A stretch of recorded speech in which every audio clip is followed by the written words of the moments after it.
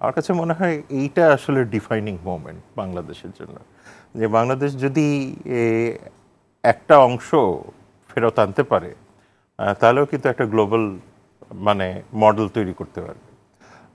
এইখানে আমাদের কয়েকটা জিনিস মনে রাখা দরকার, যে বাংলাদেশের মানি লন্ডারিং অ্যাক্ট যেটা আছে সেইটাকে যেরকম পরিবর্তন করা, অর্থাৎ এটাকে অ্যামেন্ড করাটা যেমন জরুরি হয়ে গেছে, সেই সাথে কিন্তু ব্যাংকিং খাতটাকে একদম ঢেলে সাজাতে হবে। কারণ আপনার ব্যাংকিং খাত দিয়েই তো এই বিষয়টা হচ্ছে ওভার ইনভয়েসিং, মিস ইনভয়েসিং বা আন্ডার ইনভয়েসিং বিভিন্নভাবে এই কাজগুলি করা হচ্ছে। এবং এইটার সাথে কিন্তু আরও দুটো বিষয় এসছে, যে রেভিনিউ খাতকে সংস্কার করা বা আমাদের যে ট্যাক্সেশন স্ট্রাকচারটাকেও সংস্কার করা।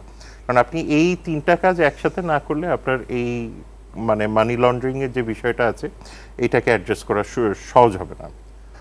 মার্কিন যুক্তরাষ্ট্রের কাছে অনেকগুলি টেকনোলজি আছে, মানে আপনি যদি ফাইন্যান্সিয়াল টেকনোলজি বলেন, মানে সফটওয়্যার কেন্দ্রিক বা হার্ডওয়্যার কেন্দ্রিক বা ফরেনসিক কেন্দ্রিক, যে কারণে পত্রপত্রিকায় দেখতে পাচ্ছি যে মার্কিন যুক্তরাষ্ট্রের গোয়েন্দা বিভাগকেও যদি এখানে সম্পৃক্ত করা যায়, এফবিআই বা এই ধরনের ইনস্টিটিউশনসগুলিকে, আমার মনে হয় সেই জায়গাতে বাংলাদেশ পুলিশ না শুধু, এইখানে যে ফাইন্যান্সিয়াল ইন্টেলিজেন্স ইউনিট আছে তাদেরকেও আরও অনেক বেশি অ্যাক্টিভেট করতে হবে। ফাইন্যান্সিয়াল ইন্টেলিজেন্স ইউনিটের কাছে কিন্তু মানে এই বিগত সরকারের আমলেই যথেষ্ট প্রমাণাদি ছিল, কারণ সেটা নিয়ে কিন্তু বিস্তর কথাবার্তা তখন হয়েছিল, যে এই যাদের নাম আছে বা যাদের সংক্রান্ত কাগজপত্র আছে সেটাকে কেন ডিসক্লোজ করা হচ্ছে না।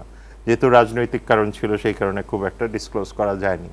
ফলে আমার কাছে যেটা মনে হয় যে এই সরকারের যদি সদিচ্ছা থাকে তাহলে হয়তো তারা ওই রিপোর্টগুলিকে উন্মুক্ত করতে পারেন মানুষের জন্য।